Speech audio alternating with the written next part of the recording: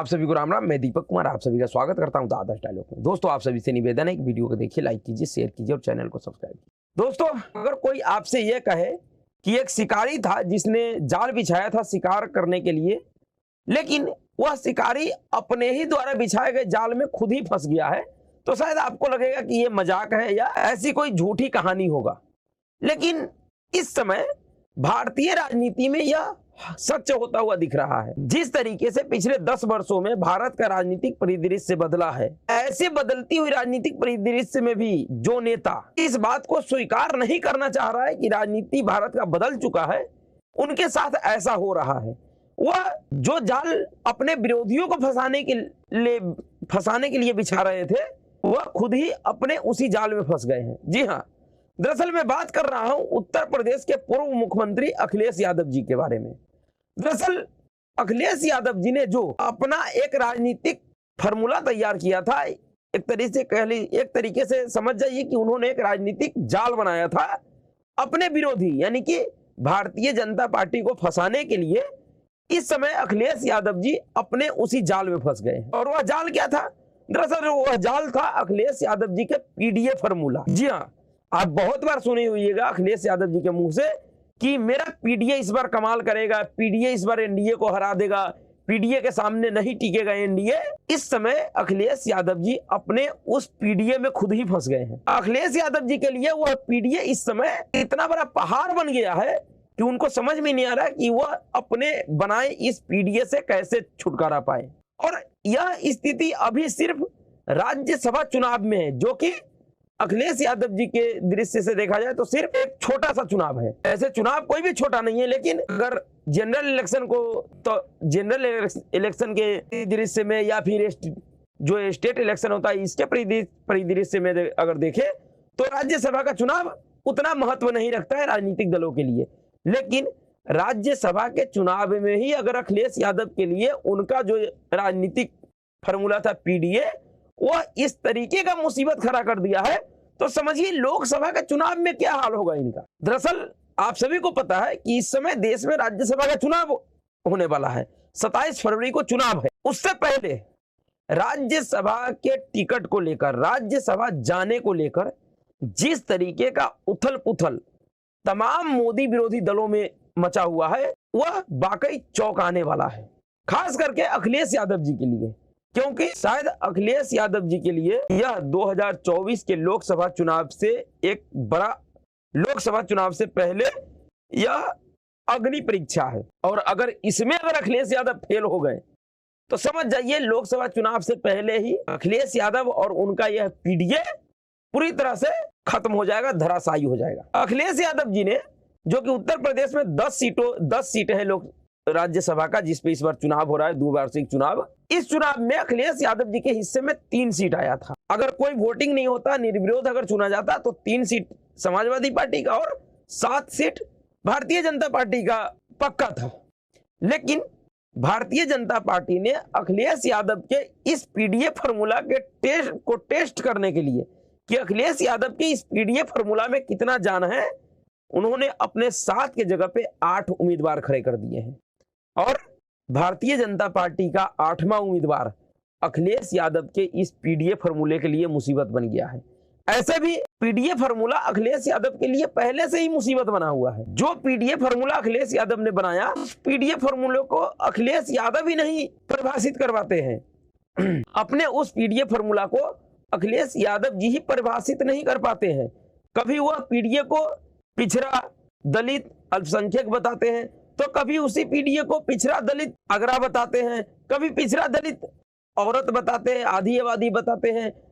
अपने उस पीडीए फार्मूले में पहले से अखिलेश यादव खुद ही उलझा हुआ है। लेकिन उनके उस पीडीए फार्मूला का जो असली टेस्ट है वह राज्यसभा के चुनाव में होने वाला है। जिस तरीके से अखिलेश यादव जी ने अपने राज्यसभा का उम्मीदवार तय किया है, उनके उस उम्मीदवार के ऐलान, उनके उस उम्मीदवार के खिलाफ जैसा माहौल समाजवादी पार्टी के अंदर बना हुआ है, जिस तरीके से एक के बाद एक समाजवादी पार्टी के नेता और कार्यकर्ता समाजवादी पार्टी से इस्तीफा दे रहे हैं, अपने पदों से इस्तीफा दे रहे हैं, वह समाजवादी पार्टी और अखिलेश यादव के लिए बड़ा संकट है। आप सभी को पता होगा कि जिस दिन अखिलेश यादव जी ने अपने इस राज्यसभा सीट के उम्मीदवारों का ऐलान किया था, जिसमें महानायक, जी हाँ, बॉलीवुड के महानायक अमिताभ बच्चन जी की पत्नी जया बच्चन, जो कि रिकॉर्ड 5वीं बार राज्यसभा के लिए नामित हुई है।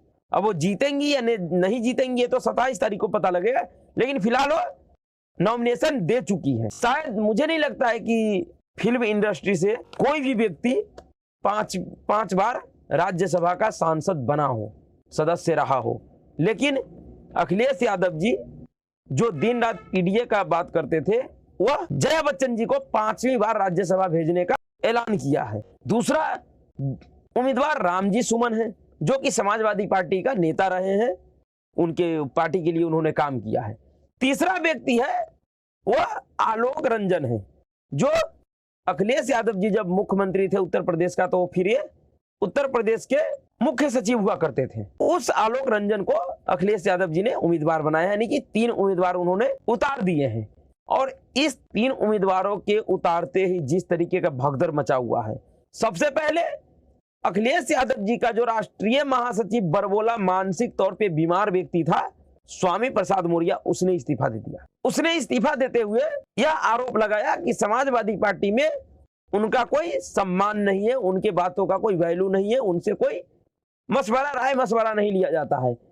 जिस तरीके का राजनीतिक चरित्र स्वामी प्रसाद मौर्य का है, जिस तरीके का उन्होंने व्यवहार किया है राजनीति में, उन सब चीजों को देखने के बाद भी अगर स्वामी प्रसाद मौर्य को ऐसा लग रहा है कि उनसे कोई सलाह लिया जाएगा राजनीति में, तो मुझे लग रहा है कि इससे बड़ा मजाक और कुछ नहीं हो सकता। स्वामी प्रसाद मौर्य को अपना राजनीतिक हैसियत समझना चाहिए। हो सकता है कि कुछ जातिवादी नशेरियों का, कुछ ऐसे वर्गों का वो नेतृत्व करता होगा, मुट्ठी भर लोगों का, लेकिन जिस तरीके का उनका व्यवहार रहा है, विचार रहा है राजनीति में, भारत को लेकर, भारत के सनातन समाज को लेकर, हिंदू देवी देवताओं को लेकर, उनको देखते हुए मुझे नहीं लग रहा कि स्वामी प्रसाद मौर्य का राजनीति में कोई हैसियत होगा। ये किसी भी पार्टी में चले जाएंगे, स्वामी प्रसाद मौर्य राजनीति का एक ऐसा भटकता हुआ आत्मा है जिसे कहीं भी संतुष्टि नहीं मिलेगा, तृप्ति नहीं मिलेगा। वो हमेशा इसी तरीके से भटकते रहेंगे, क्योंकि इन्होंने कुकर्म ऐसा किया है। उन्होंने इस्तीफा दे दिया, जो कि कहीं ना कहीं समाजवादी पार्टी के लिए झटका माना जा रहा है, क्योंकि परसेप्शन तो बना ही सकता है, जो कि बनाना शुरू कर दिया है। वह अलग बात हो कि स्वामी प्रसाद मौर्य कारण कुछ और बता रहा है, लेकिन मेन कारण इसका भी राज्यसभा ही है। शायद स्वामी प्रसाद मौर्य को भी लग रहा था, उनको ये लग क्या रहा था, उनको भरोसा हो चुका है कि अब किसी भी तरीके से वह लोकसभा चुनाव में नहीं जीत सकते हैं और ना ही विधानसभा चुनाव में जीत सकते हैं। जिस तरीके का उनका व्यवहार रहा है, जिस तरीके से उसने एक बहुसंख्यक समुदाय को गाली दिया है, उसको देखकर उसको भी समझ में आ गया कि वह चुनाव नहीं जीत सकता है। तो शायद उसे लगा कि पीडीए फॉर्मूले के तहत, क्योंकि वह दलित है, अपने आप को कहते तो है दलित, लेकिन मेरे हिसाब से वो मानसिक विक्षिप्त एक पागल है जिसका कोई जाति नहीं है। उसको लगा कि दलित के फॉर्मूले के आधार पे मुझे राज्यसभा भेज दिया जाए, नहीं भेजा गया। उसको इस बात का परेशानी था।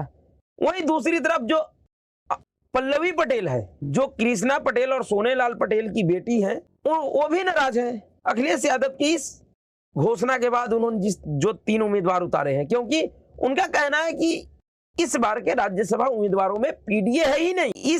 इन उम्मीदवारों का पीडीए से कोई लेना देना नहीं है, जिसका जाप अखिलेश यादव जी दिन रात करते हैं, पीडीए पीडीए पीडीए। इस बार के राज्यसभा के उम्मीदवारों में पीडीए का तो कोई लेना देना नहीं है, फिर आप पीडीए पीडीए क्यों करते हो? दरअसल पल्लवी पटेल जी को ऐसा लग रहा था कि पीडीए के फॉर्मूला के तहत उसके मां कृष्णा पटेल जी को समाजवादी पार्टी राज्यसभा भेजेगी, लेकिन ऐसा नहीं हुआ। और इससे नाराज पल्लवी पटेल ने भी समाजवादी पार्टी और अखिलेश यादव से अपना नाता तोड़ने का ऐलान किया है। और सिर्फ ऐलान ही नहीं किया है, उन्होंने स्पष्ट तौर पे समाजवादी पार्टी और अखिलेश यादव को इसका संदेश भी पहुंचा दिया, राहुल गांधी के भारत जोड़ो न्याय यात्रा में शामिल होकर। यह बहुत बड़ा मैसेज है पल्लवी पटेल की तरफ से समाजवादी पार्टी और अखिलेश यादव को। इससे समझा जा सकता है कि अखिलेश यादव का जो पीडीए फॉर्मूला था वह कितना काम कर रहा है, उसमें किस तरीके से अखिलेश यादव उलझ चुके हैं। तीसरा जो झटका उनको लगा है, समाजवादी पार्टी का एक और राष्ट्रीय महासचिव। अब पता नहीं समाजवादी पार्टी में कितने राष्ट्रीय महासचिव है, पार्टी का अस्तित्व तो उत्तर प्रदेश के बाहर कुछ है भी नहीं। एक नाम के लिए एक महाराष्ट्र में एक जिहादी दंगाई एक नेता है इसका, उसके अलावा और कहीं तो कुछ है नहीं। अभी 5 राज्यों के विधानसभा चुनाव में मध्य प्रदेश में चुनाव लड़के देखा था अखिलेश यादव ने, ऐसे लग रहा था जैसे उनका यह पीडीए फॉर्मूला मध्य प्रदेश से भारतीय जनता पार्टी को उखाड़ के फेंक देगा, जमानत तक नहीं बची। उसी में कड़ी में इनका जो एक और राष्ट्रीय महासचिव था सलीम शेरवानी, जो कि सलीम शेरवानी एक बड़ा कारोबारी है, उस सलीम शेरवानी ने भी इस पीडीए फॉर्मूला से परेशान होकर, यानी पीडीए फॉर्मूला के अनुरूप अखिलेश यादव ने काम नहीं किया, उससे नाराज होकर कल अपने पद से इस्तीफा दे दिया। और उन्होंने इस्तीफा देने के साथ ही यह भी कह दिया कि अगले 8 दिनों में वो अपने राजनीतिक भविष्य का खुलासा कर देगा। उन्होंने चिट्ठी लिखा अखिलेश यादव जी को। अपने उस चिट्ठी में उन्होंने जो बात कहा है वह बात अखिलेश यादव जी और उनके पार्टी को जरूर समझना चाहिए कि किस तरीके से उनका फॉर्मूला उनके लिए परेशानी का सबब बन गया है। उन्होंने जो चिट्ठी लिखा अखिलेश यादव जी को पीडीए फॉर्मूला से परेशान होकर, उन्होंने अपने चिट्ठी में क्या कहा है? उन्होंने लिखा है, प्रिय अखिलेश जी, मैं पिछले कुछ समय से आपसे लगातार मुसलमानों की स्थिति पर चर्चा करता रहा हूं और मैंने हमेशा आपको यह बताने का प्रयास किया है कि मुसलमान उपेक्षित महसूस कर रहे हैं और पार्टी के प्रति अपना विश्वास लगातार खो रहे हैं। पार्टी के साथ उनकी दूरी लगातार बढ़ रही है, वह एक सच्चे रहनुमा की तलाश में है। मैं आपको यह भी बताने का प्रयास किया है कि पार्टी को उनके समर्थन को कम करके नहीं आंकना चाहिए। मुसलमानों में यह भावना बढ़ती जा रही है कि धर्मनिरपेक्ष मोर्चे में कोई भी उनके जायज मुद्दों को उठाने के लिए तैयार नहीं है। मैं पार्टी की परंपरा के अनुसार आपसे बार बार मुस्लिम समाज के लिए एक राज्यसभा सीट के लिए अनुरोध किया था। भले ही आप मेरे नाम पर विचार नहीं करते, लेकिन पार्टी द्वारा घोषित उम्मीदवारों में से एक भी मुस्लिम उम्मीदवार नहीं था। आपके द्वारा जिस तरह से राज्यसभा के टिकट का वितरण किया गया, उससे यह प्रदर्शित होता है कि आप खुद ही पीडीए को कोई महत्व नहीं देते हैं, जिस कारण यह प्रश्न उठता है कि आप भाजपा से अलग है कैसे। जी हाँ, आप समझ जाइए अखिलेश यादव का पीडीए अखिलेश यादव के लिए कितना महंगा पड़ रहा है। हर एक नेता एक छोटे से राज्यसभा के चुनाव जिसमें सिर्फ 3 ही पार्टी अखिलेश यादव को तय करना था, उसमें पीडीए ने कैसा हालात कर दिया अखिलेश यादव का। एक मजबूत विपक्षी गठबंधन बनाने का प्रयास बेईमानी साबित हो रहा है और कोई भी इसके बारे में गंभीर नहीं दिखता है। ऐसा लगता है कि विपक्ष सत्ता पक्ष के गलत नीतियों से लड़ने की तुलना में एक दूसरे से लड़ने में अधिक रुचि रखता है। धर्मनिरपेक्षता दिखावटी बन गई है।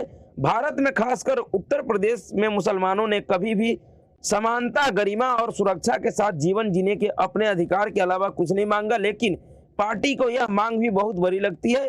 पार्टी के पास हमारी इस मांग को लेकर कोई जवाब नहीं है, इसलिए मुझे लगता है कि मैं सपा में अपनी वर्तमान स्थिति के साथ अपने समुदाय की स्थिति में कोई बदलाव नहीं ला सकता। इन परिस्थिति में मैं पार्टी के राष्ट्रीय महासचिव के रूप में अपना इस्तीफा दे रहा हूं। मैं अगले कुछ हफ्ते के भीतर अपने राजनीतिक भविष्य के बारे में निर्णय लूंगा। जी हाँ, यह सवाल इस समय अखिलेश यादव से हर एक पक्ष पूछ रहा है जो अपने आप को पीडीए का हिस्सा मान रहा है। और पूछे भी क्यों ना, क्योंकि पीडीए जो फॉर्मूला तैयार अखिलेश यादव ने किया था वो तो इसीलिए किया था ना कि उसमें सभी समाजों को समान अधिकार मिलेगा, सभी को समान हिस्सेदारी मिलेगी। लेकिन जब बारी हिस्सेदारी की आई तो अखिलेश यादव ने अपने उस फॉर्मूले से बिल्कुल उलट फैसला किया है। और उनके उस फैसलों ने, मुझे ऐसा नहीं है कि अखिलेश यादव ने जो फैसला किया है वह पार्टी के हित में गलत होगा। अखिलेश यादव कहीं ना कहीं अपने पार्टी के हित को ध्यान में रख के इस तरीके का फैसला किया होगा, क्योंकि पिछले 5 साल से उत्तर प्रदेश के राजनीतिक सत्ता से वो दूर हैं।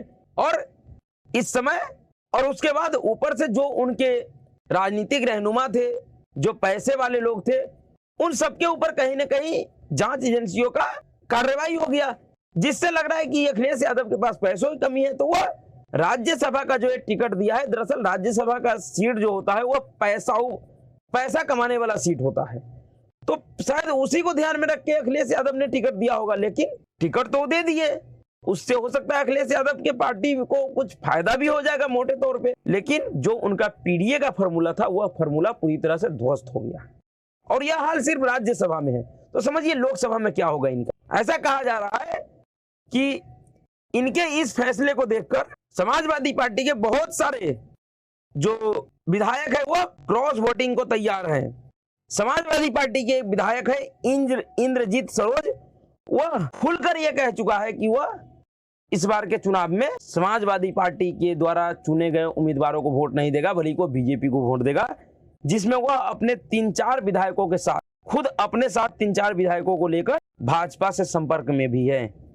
और ऐसा संभव है क्योंकि भारतीय जनता पार्टी ने जो अपना 8वां उम्मीदवार उतारा है, 7 तो उनका श्योर है, लेकिन जो 8वां उम्मीदवार उन्होंने उतारा है संजय सेठ, जो कि पूर्व में समाजवादी पार्टी से बहुत अच्छे तरीके से जुड़ा हुआ रहा है।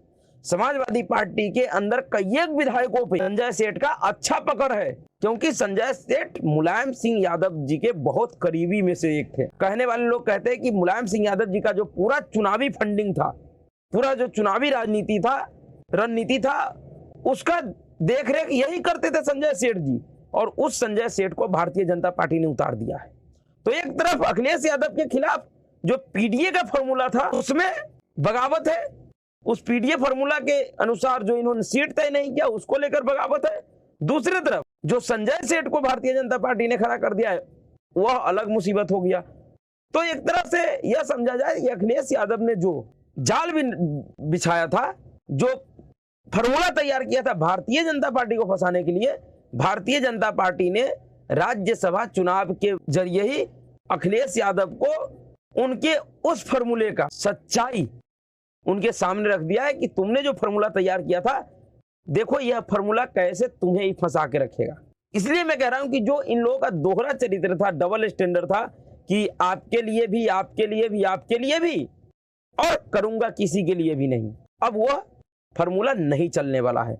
अगर अब राजनीति में अगर किसी को रहना है, राजनीति करना है, तो फिर उसको कोई एक ऐसा फॉर्मूला तैयार करना होगा जिसमें किसी के बीच में भी कोई बिखराव ना हो, किसी को ऐसा ना लगे कि हमें कमतर और उसे अधिक महत्व दिया जा रहा है, जैसा कि इस समय अखिलेश यादव के ऊपर कई एक नेताओं ने, इनके सहयोगी नेताओं ने लगाया है।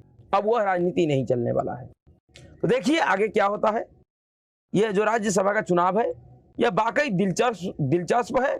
जिस तरीके से अफरा तफरी मचा हुआ है राज्यसभा चुनावों के मद्देनजर मोदी विरोधी हर एक दलों के अंदर, वह उन सभी दलों के लिए एक अलार्मिंग सिचुएशन है। उनके लिए एक बहुत बड़ा संदेश है कि आगे के राजनीति उसे कैसे करना चाहिए, किस तरीके से करना चाहिए। तो अभी के लिए इतना ही। अगर आपको वीडियो अच्छा लगा तो वीडियो को लाइक कीजिएगा, शेयर कीजिएगा और चैनल को सब्सक्राइब कीजिएगा। नमस्कार।